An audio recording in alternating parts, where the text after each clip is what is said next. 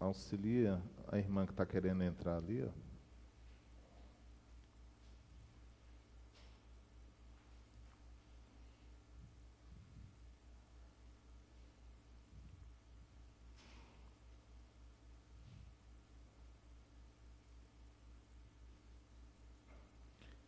Lucas capítulo 2, nós vamos ler a partir do versículo de número 10, que diz assim: E o anjo lhes disse: Não temais, porque eis aqui, e vos trago novas de grande alegria, que será para todo o povo. Pois na cidade de Davi vos nasceu hoje o Salvador, que é Cristo Senhor. Isso vos será por sinal, e achareis um menino envolto em panos e deitado numa manjedoura. E no mesmo instante apareceu com o anjo uma multidão dos exércitos celestiais, louvando a Deus e dizendo: Glória a Deus nas alturas, paz na terra, boa vontade para com os homens. E aconteceu que, ausentando-se deles os anjos para o céu, disseram os pastores uns aos outros: Vamos, pois, até Belém, e vejamos isso que aconteceu, e o que o Senhor nos fez saber. E foram apressadamente, acharam Maria e José, e o menino deitado na manjedoura. Amém? Até aí. Queridos, essa data do Natal, para algumas denominações ou igrejas, não é muito relevante. E, na verdade, não há nada biblicamente que nos remete a nós comemorarmos realmente o nascimento de Jesus. Mas nós precisamos utilizar essa data para podermos, primeiro, anunciar a verdade do Evangelho e anunciar essa verdade que Cristo veio ao mundo em certo tempo para poder salvar os homens dos seus pecados. Então nós usamos a data do Natal, que algumas igrejas vão dizer: isso aí é algo pagão. Realmente, lá na história, se nós pegarmos algumas coisas, o paganismo tinha algumas práticas que se assemelham, sim, à prática do Natal cristão. Porém, o Natal cristão não tem nenhuma ligação com o paganismo. Nenhuma ligação. Nós não pegamos nenhum elemento do paganismo para celebrarmos o Natal. Nada disso. Então as pessoas, elas começam a dizer coisas. Até alguns dias atrás eu gravei uns vídeos e coloquei no Instagram, que as pessoas vão falar assim: a árvore de Natal é coisa do diabo. Não é? Talvez você já tenha ouvido isso. Porque é uma celebração ao Deus Sol, ao Deus, o Deus da luz, e nós não temos nenhuma referência do paganismo concernente à árvore de Natal. A forma com a qual o paganismo trabalhava os rituais deles era totalmente diferente do que o cristão faz. Então, o que nós fazemos e celebramos é o nascimento, a vinda do Salvador. Nós utilizamos essa data de final de ano, nós utilizamos esse momento de confraternização entre as famílias, entre as pessoas, para anunciar a vinda desse Salvador, a vinda desse Jesus. Tanto é que as nossas árvores de Natal, no topo delas, existe o quê? Uma simbologia, a estrela, que demarcou, que mostrou o local aonde havia nascido o menino Jesus. Então, toda a simbologia da árvore de Natal do cristão não tem nada a ver com o paganismo. Então, às vezes, muitos crentes, eles veem demônios em coisas que não tem sentido. Dizer: na bola de Natal tem demônio, na árvore de Natal tem demônio. Então começa uma espiritualização de algo que não existe. E muitos acabam comprando essas ideias e até mesmo falando besteira na internet e colocando medo nas pessoas. As pessoas precisam entender ou verificar na própria vida que talvez o demônio esteja na língua de quem está falando, né? As pessoas veem demônio nas coisas, mas não veem o demônio agir na própria vida delas, para elas trazerem desinformação e falarem coisas que não são verdadeiras. Nós, protestantes, reformados, o primeiro a fazer uma árvore de Natal, né, só para nós contextualizarmos, foi Martinho Lutero. O próprio Lutero, andando à noite nas matas, ele viu um pinheiro e aquele pinheiro, o céu estava estrelado, ele viu as estrelas entre os pinheiros e ele pegou e teve uma ideia: vou cortar um desses pinheiros, vou levar para dentro de casa, né? Vou iluminar os pinheiros com velas. Então Lutero fazia pequenas velas, pequenos enfeites, laços, e colocava naqueles pinheiros, e ali então, todo final de ano, todo Natal, ele e a sua esposa, Catarina, Vambora, eles faziam as suas árvores de Natal juntamente com a sua família, para celebrar o nascimento, né, do Cristo, do Redentor. Então, a nossa prática evangélica de celebrar o Natal nada tem a ver com paganismo, nada tem a ver. Nada tem a ver com coisas simbólicas do paganismo. Primeiro, porque o pinheiro, para nós os protestantes, simboliza vida, né? Até peguei aqui alguns exemplos. A folhagem verde durante o inverno simboliza a vida eterna e a esperança em Cristo, que permanece. A estrela no topo simboliza, como eu já disse, né, a estrela que guiou os reis, né, os pastores, na verdade não eram reis, eram pastores, homens do campo, até onde o menino Jesus estava. As bolas simbolizam Cristo, que é a luz deste mundo, a luz que veio iluminar este mundo, né? E simbolizam o fruto da vida que nós comeremos quando nós estivermos com o Senhor, né, na eternidade. Como eu já disse, não é paganismo, é apenas uma liberdade cristã que nós temos de anunciar a Jesus e podermos, sim, fazermos a nossa árvore de Natal. Já pensou, você marca a vida dos seus filhos e netos? Agora eu posso falar de neto que eu tenho, né? Então, nós marcamos o quê? No final de ano, você vai colocar na mente dos seus filhos, dos seus netos, daqueles que são da sua família, e ali naquele momento rodear, né, para montar sua árvore de Natal, gerar aquele momento de comunhão, gerar aquele momento em que você vai compartilhar, não a árvore de Natal, mas compartilhar momentos com a sua família e poder anunciar aos seus filhos e aos seus parentes que no mundo veio o Deus encarnado, que é Jesus, o nosso Senhor e Salvador. Amém? O mais importante é lembrar que o Natal celebra o nascimento de Jesus. E a árvore é um símbolo disso, não é um objeto de adoração. Isso aqui nós não adoramos, isso aqui não tem relevância nenhuma, é apenas um adereço. Nós não adoramos nada disso, né? As práticas pagãs usavam esse tipo de simbologia para outras coisas, para cultos de prostituição, né? Para sacrifício de crianças e humanos.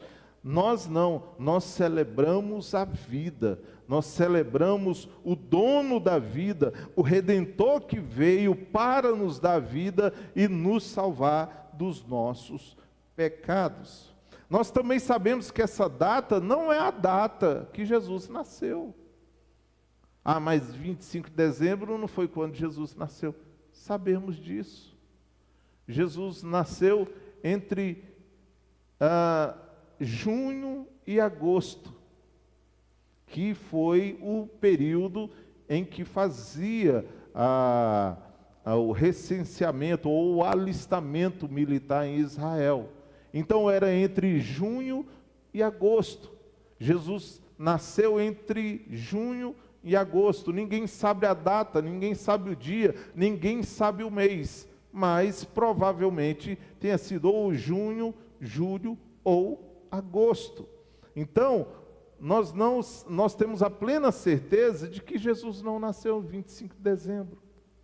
Mas nós estamos e usamos essa data para podermos anunciar que Jesus veio. Ele veio. Ele habitou no nosso meio. Ele esteve nessa terra. Já pensou? O Deus Todo-Poderoso se fez uma criança. Você já imaginou isso?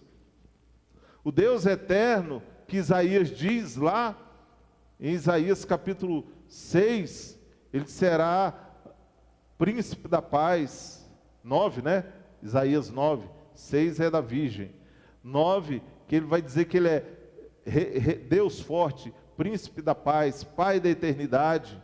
Então olha só, o príncipe da paz, o pai da eternidade, ele é feito homem agora, e pisa nesse chão, habita no nosso meio.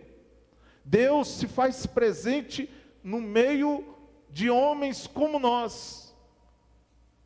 Então nós celebramos esse Deus que deixou toda a sua glória, se fez homem para estar conosco, para nos salvar, para tirar os nossos pecados. É essa a nossa festa, saber que Deus se fez homem. Essa é a nossa celebração de saber que Deus habitou no nosso meio. É essa a nossa celebração de saber que os nossos pecados foram perdoados por esse Deus que se fez homem e habitou em nosso meio. Amém? O Cristo é o Salvador, Ele veio a este mundo caído para resgatar pecadores. E as Escrituras sempre vêm anunciando a Jesus, sempre vêm mostrando que o Salvador viria, o Messias viria. Já em Gênesis nós vamos ver que Jesus é anunciado em Gênesis 3, capítulo 3, verso de número 15, quando Deus declara assim: porém inimizade entre ti e a mulher, entre a tua semente e a sua semente, este te ferirá a cabeça e tu lhe ferirás o calcanhar. Olha só, em Gênesis, a primeira menção e referência que viria um homem, que viria um descendente da mulher, que pisaria a cabeça de Satanás. E esse é Jesus.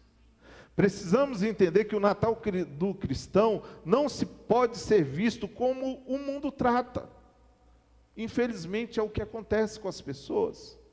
As pessoas muitas vezes usam a data do Natal para celebrar coisas que não têm sentido. E nesse tempo que nós estamos vivendo, e há isso já há muitos anos, nós sabemos que a data se transformou num grande comércio, onde as pessoas pensam em tudo, compram os seus presentes, fazem as suas festas, mas a lembrança de Jesus está bem distante, a presença do Cristo está bem longe. Então, o nosso Natal não pode ser como o Natal do ímpio, do homem que não conhece a Deus. Esta data não pode servir apenas para nós comemorarmos ou celebrarmos o feriado que é imposto. Não. Essa data, para nós, os cristãos, tem que servir para que nós possamos cumprir a missão e o chamado que Deus nos deu, que é anunciar Jesus, o Salvador. Irmãos, esse texto que nós lemos, ele é um texto muito lindo. Do capítulo 1, do versículo 1 até o último versículo, nós vamos ver a respeito do nascimento de Jesus. Nós vamos ver os anjos aparecendo para aqueles homens, aqueles 3 pastores, não eram reis e nem eram magos, tá? E talvez não tenham sido só 3. Deduze ser 3 por causa dos presentes, que deram o quê? Mirra, incenso e ouro. Então foram 3 presentes. Isso não quer dizer que eram apenas 3 homens. Eram os pastores que estavam no campo. Eram homens que não eram do povo judeu. Eles não eram judeus. Mas, pastor, eles sabiam sobre o Messias. Sabiam porque provavelmente eles tinham acesso às Escrituras. Eles tinham acesso aos escritos dos profetas que dizia que em certo tempo o Messias de Israel viria, nasceria. Então aqueles homens tinham conhecimento bíblico. Interessante, olha só, que Deus manifestou aonde estava o seu filho, para quem? Para homens gentios. A promessa de que os gentios entrariam na família de Deus, então começa a se realizar. Porque até então, irmãos, os judeus achavam que o Cristo era deles, que a promessa feita a Abraão era somente para eles, e que as outras nações todas estavam perdidas. Realmente nós estávamos, mas Cristo, Deus, se manifestou primeiro a quem? Olha, a homens gentios. 3 pastores que estavam no campo. Homens que não eram de nenhuma tribo relevante de Israel. Esses homens tiveram um sinal. Eles viram o sinal. E quando eles viram o sinal, a Bíblia mostra que o que aconteceu, que os anjos apareceram a eles. E olha só o que aconteceu. No verso de número 9. E eis que o anjo do Senhor veio sobre eles. E a glória do Senhor os cercou de resplendor. E tiveram o quê? Grande temor. Olha, homens que não eram israelitas, homens que eram gentios, eles caíram de temor na presença do Senhor. No verso 10, e o anjo anunciou a eles, e o anjo disse a eles, não temais, porque eis que vos trago novas de grande alegria. Irmãos, a primeira coisa que nós devemos levar para as pessoas nesse tempo de fim de ano, nesse tempo de celebração, nesse tempo que nós estamos com os nossos familiares, com os nossos amigos, essa mensagem é a principal. Nós estamos aqui para anunciar a nova de grande alegria. A boa nova, a boa notícia. Quando Jesus nasceu, irmãos, a boa notícia chegou com ele. Pastor, que boa notícia. A melhor notícia de todas. A melhor notícia de todas. Eu quero dizer para você que quando Jesus nasceu, ele não veio para cá para nos tornar pessoas ricas. Senão a missão dele era uma missão muito pueril. Jesus não veio transformar homens pobres em homens ricos.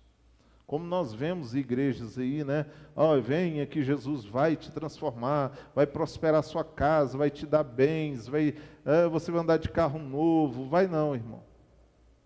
Se você não trabalhar, se você não correr atrás, você vai andar de carroça, vai andar de bicicleta. É a verdade. Jesus não veio para tornar ninguém milionário, ninguém rico. Segunda coisa, Jesus não veio para te dar felicidade como o mundo prega aí fora. Jesus veio me fazer feliz. Em que sentido? É claro que Cristo veio para nos dar felicidade, mas em que sentido?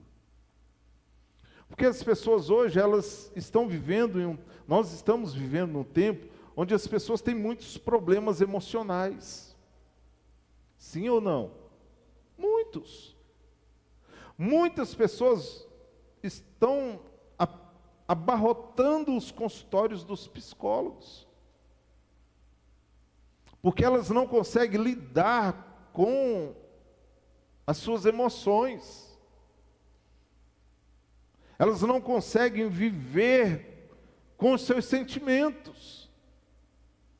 O ser humano hoje não consegue viver nos momentos de tristeza.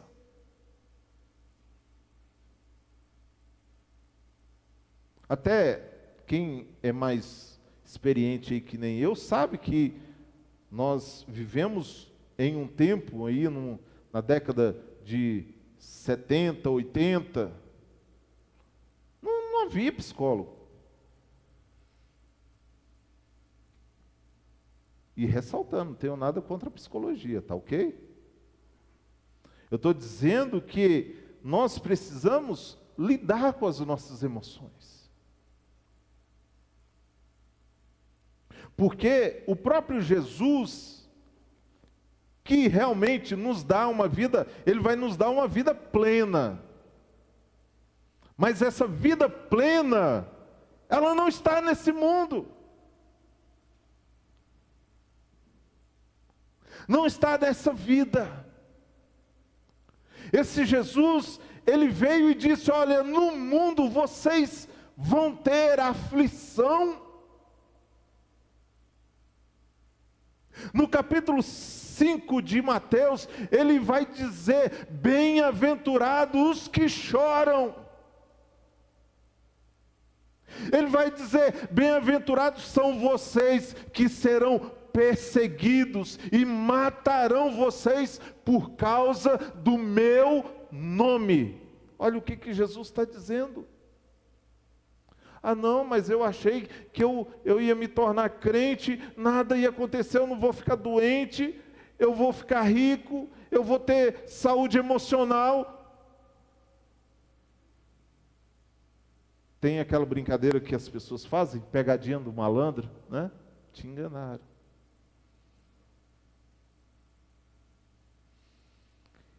Irmãos, nós precisamos acreditar e crer plenamente na boa notícia de salvação. Essa boa notícia de salvação, ela é boa porque realmente ela tirou algo de você que você por si mesmo não conseguiria. Pastor, do que o senhor está falando? Do seu pecado. Ele veio para tirar o seu pecado. Ele veio para levar o seu pecado. Ele veio para tirar você das garras do inferno. Como diz o apóstolo Paulo, ele veio para te tirar das trevas e te transportar para o reino do seu amor. Ele veio para te dar vida em abundância, e essa vida em abundância, irmãos, começa a partir do momento que você entende que o seu pecado era impagável.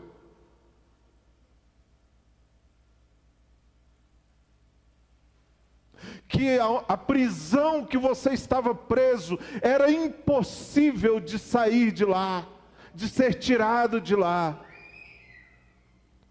Quando você entender que essa criança que nasceu em certo tempo da história, viveu nesse mundo, andou como um de nós, sofreu as nossas dores, sem pecado, o Filho unigênito de Deus é entregue na mão de homens pecadores, para que você e eu tenhamos a boa notícia.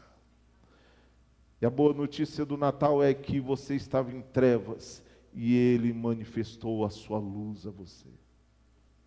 Que você não tinha esperança de redenção, e Ele te redimiu dos seus pecados. Que você tinha uma certa limitação para chegar a Deus, e dependia de um homem para poder oferecer o seu sacrifício. Hoje, o véu que estava posto, ele foi rasgado de cima a baixo, e foi aberto, e foi dado acesso pelo Filho de Deus a todos nós. E cada um de vocês que creem em Jesus como seu Salvador, você hoje tem a liberdade de entrar no santo lugar, de falar com Ele, de dirigir as suas palavras a Ele, de oferecer o seu sacrifício. E o seu sacrifício não é mais um bode, um carneiro, uma pomba, não. O sacrifício é a sua vida, é o seu coração prostrado diante do altar do Senhor. E o anjo lhe disse: não temais, porque eis aqui vos trago uma grande notícia de alegria. Irmãos, eu trago para vocês nessa noite uma grande notícia de alegria, que veio o Salvador, Cristo Senhor, que nos deu a vida eterna, que nos deu esperança. E hoje nós podemos nos alegrar, nós podemos celebrar o Natal, nós podemos celebrar com os nossos familiares, porque sabemos que nós agora temos a esperança de um dia ver a Jesus face a face, de estar um dia com Ele. E a Bíblia diz, ainda Ele mesmo vai dizer, quando Ele está com os seus discípulos, Ele disse: olha, e o Senhor chamará dos quatro cantos da terra, homens dos quatro cantos da terra, que estarão assentados na mesa com Abraão, Isaque e Jacó. Ele te chamou para esse grande dia. Ele te chamou. Ele é o nosso Natal, Ele é a nossa esperança. Verso 11, pois na cidade de Davi vos nasceu hoje o Salvador, que é Cristo o Senhor. Tem presente maior? No Natal, a esperança das crianças é ganhar um presente. E até nós adultos, né? Não vamos ser hipócritas, porque nós queremos também ganhar presentes. É bom ganhar presente, não é? Eu só não gosto muito de amigo secreto. Eu tenho meio que trauma de amigo secreto. Esse ano eu ganhei um bom presente no amigo secreto, né? Mas já teve amigo secreto que todo ano eu ganhava uma cueca ou uma meia, né? Uma cueca ou uma meia. Eu dava um presente bom, ganhava ou uma cueca ou uma meia. E a gente fica na expectativa de ganhar um bom presente, cada um de nós. Irmãos, Deus nos deu o melhor presente. Ele deu o seu Filho, porque Deus amou o mundo de tal maneira, que deu o seu Filho unigênito. Olha só, Ele deu o único, Filho unigênito, o primeiro. Por que Jesus é chamado de unigênito? Ele é o primeiro. Porque Ele viria para resgatar os outros filhos. Aqueles que obedecerão a sua palavra, ouvirão a sua voz. Como Ele diz lá em João capítulo 10, olha, as minhas ovelhas ouvem a minha voz.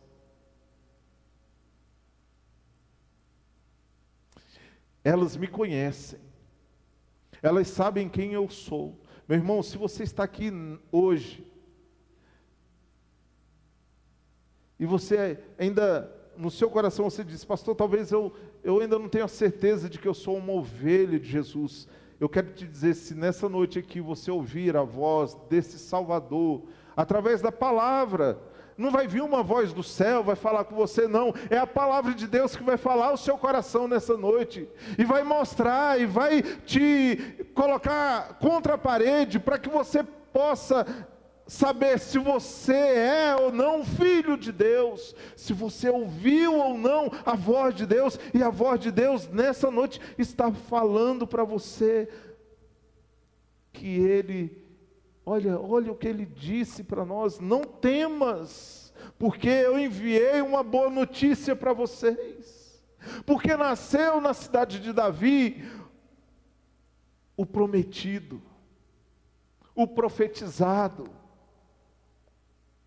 o falado, o Filho de Deus. Meus irmãos, nós precisamos celebrar essa data com muita alegria, sabendo que o Senhor, Ele é o nosso Redentor, sabendo que o Senhor é o nosso Salvador, sabendo que o Senhor é o nosso bondoso Pai, aquele em que nós podemos confiar, aquele em que nós podemos colocar toda a nossa vida, toda a nossa esperança nele, porque nós não ficaremos frustrados se assim nós o fizermos. Eu quero trazer para vocês como Jesus ele é profetizado em toda a Bíblia, como ele é mostrado em todas as Escrituras. Você vai ver falando sobre o Salvador, sobre Jesus, o Redentor. Nós vamos ver lá em Jeremias 23:5, que ele é o rei que traz juízo sobre a terra. Ele vai julgar a terra, ele veio julgar a terra, ele não veio só para salvar, ele virá para julgar, ele é o juiz de toda a terra. Em Isaías 53, nós vemos Jesus como o servo sofredor.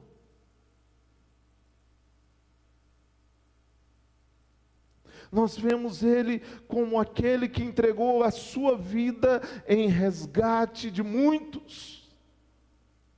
E no versículo de número 10 de Isaías 53 diz, e agradou a Deus moê-lo. Quem de vocês aqui se agradaria de ver um filho moído, no pó, padecendo, sendo agredido, cuspido, humilhado, e posteriormente morto? Quem de nós aqui nos alegraríamos em ver uma cena dessa? Nenhum de nós. Nós queremos ver os nossos filhos bem, não é? Formados, estudando, bem casados, prosperando.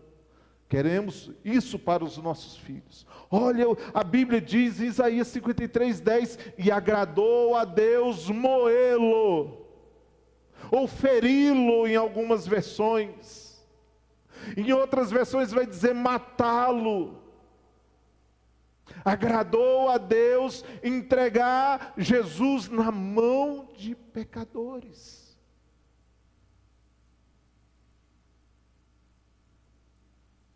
Por quê? Porque através dessa morte, dessa humilhação, porque através de todo esse desastre aos nossos olhos, Ele resgataria muitos filhos para Deus. Você é um deles.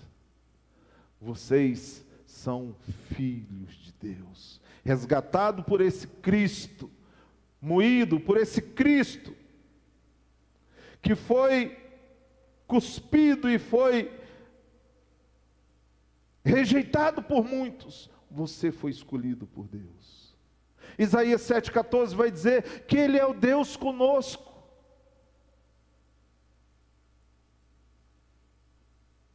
Em Miqueias capítulo 5, verso 2, vai dizer que Ele que nos salvou antes da fundação do mundo, Ele nos salvou antes que mundo fosse mundo, antes que o homem caísse. Deus já havia planejado a redenção e a salvação através de Jesus, o nosso Senhor.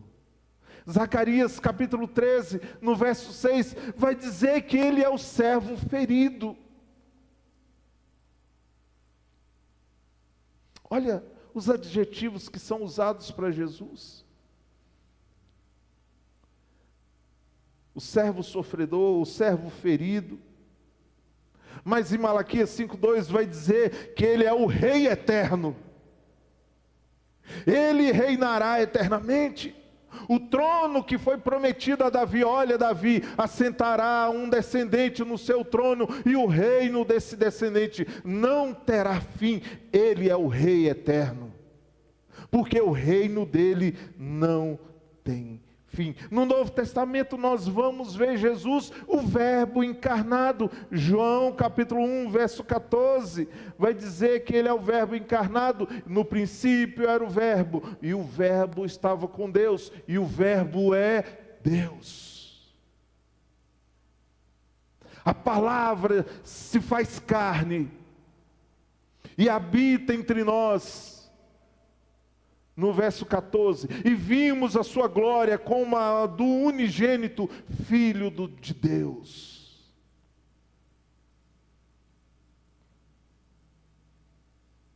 João vai dizer, e o mundo que estava em trevas viu uma grande luz. Irmãos, Jesus é a luz do mundo. Ele que ilumina a nossa jornada.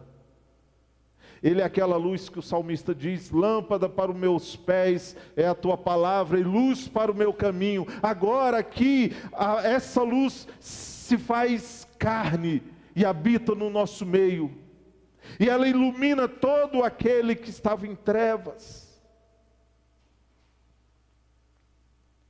Mateus 3,16 vai dizer que ele é o Filho amado de Deus.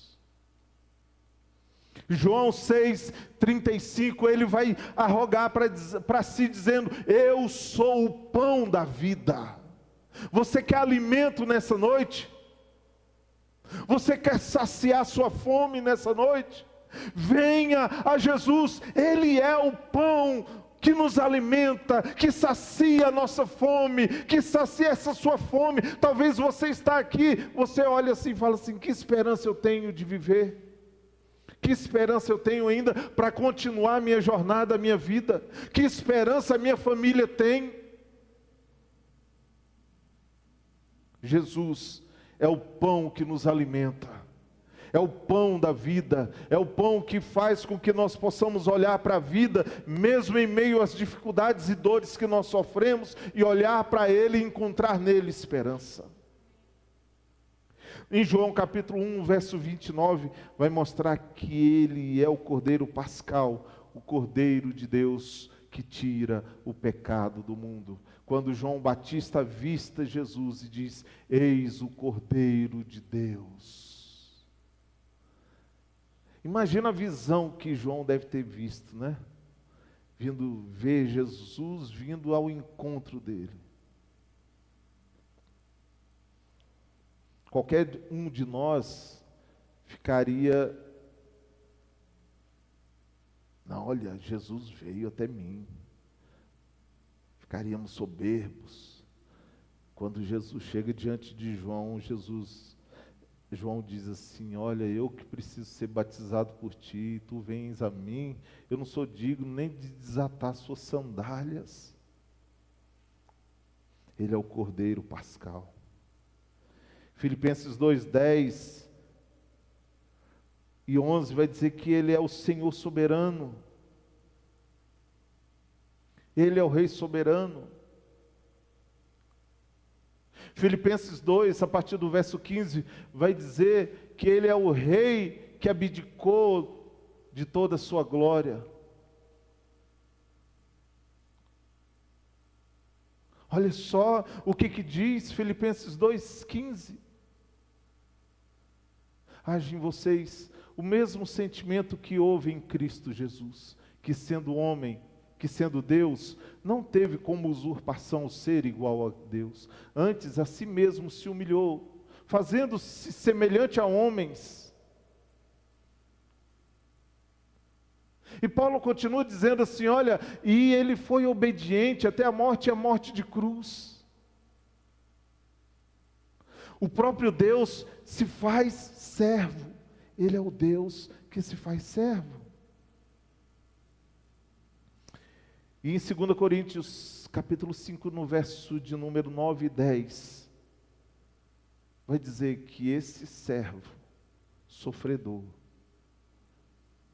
esse homem de dores, esse homem que veio para separar joio e trigo, bode e ovelha, ele virá uma segunda vez, e ele vai julgar toda a terra. Jesus virá novamente. Ele veio uma vez para mostrar a sua glória e anunciar a boa nova do Evangelho.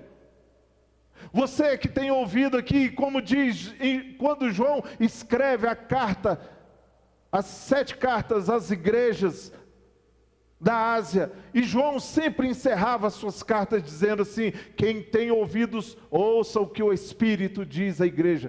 Nesta noite, eu uso as palavras de João dizendo, o Espírito nessa noite está falando a vocês.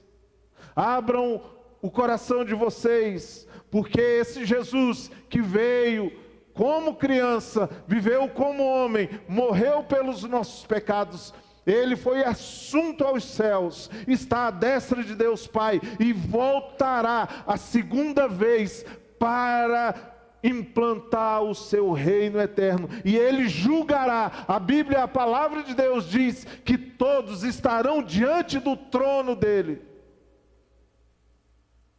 uns para a vida eterna, outros para a condenação eterna.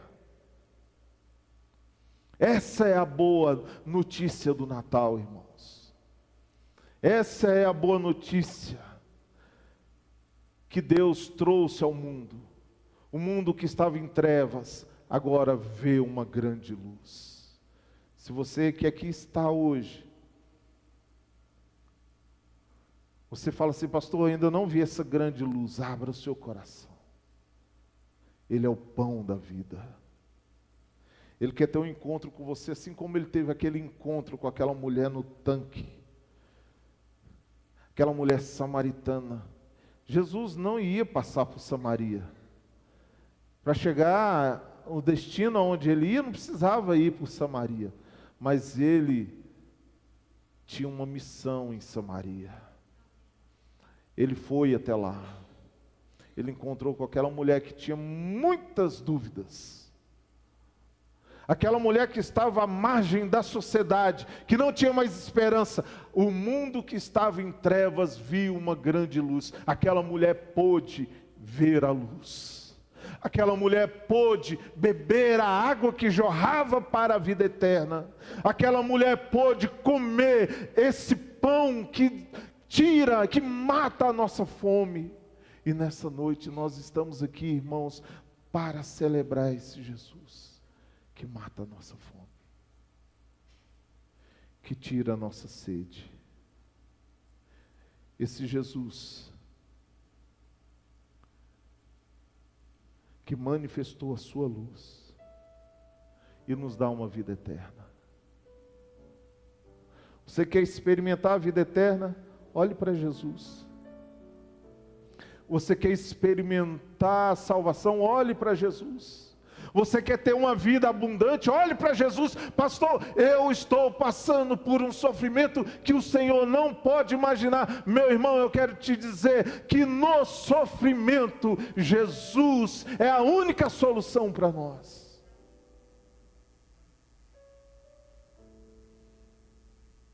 Ah, pastor, eu estou passando por uma situação financeira terrível. Meu irmão, quero te dizer que não há ouro nem prata nem nada nessa vida, nem pedras preciosas que seja mais precioso do que obter a vida eterna.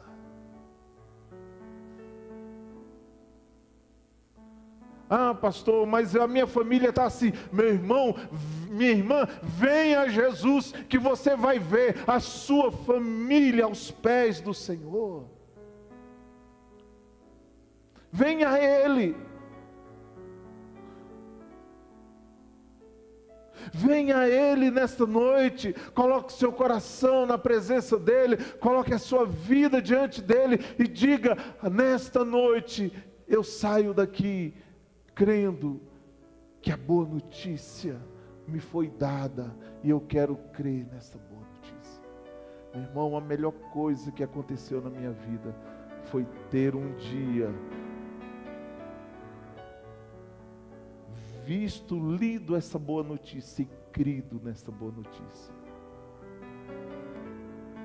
Melhor coisa. Eu estava vendo ontem, eu sigo o Onipassion, que é uma agência missionária, eu já falei aqui várias vezes para vocês. Igrejas na Índia, pessoas sofrendo, as crianças ali sendo mortas diante dos seus pais, para que os seus pais neguem a fé. Crianças sendo transformadas em escravas, mas elas não saem da presença de Deus. Elas não negam a sua fé. Nós vivemos num país, de certa forma, livre. Quantas vezes nós negamos a Cristo com as nossas atitudes, com a nossa forma de viver? O cristão, ele precisa ser diferente. Quando nós somos diferentes aqui nesta vida, sabe o que acontece? Nós estamos anunciando a Jesus, a boa nova, a luz que veio ao mundo, o pão da vida, a água que jorra para a vida eterna, o Salvador, o Redentor das nossas almas. Amém? Que você saia daqui hoje, celebre com a sua família, celebre com os seus, esse final de ano, celebre, sem se esquecer de colocar como centro da celebração a boa notícia do Cristo que veio. Amém? Feche os seus olhos, vamos orar.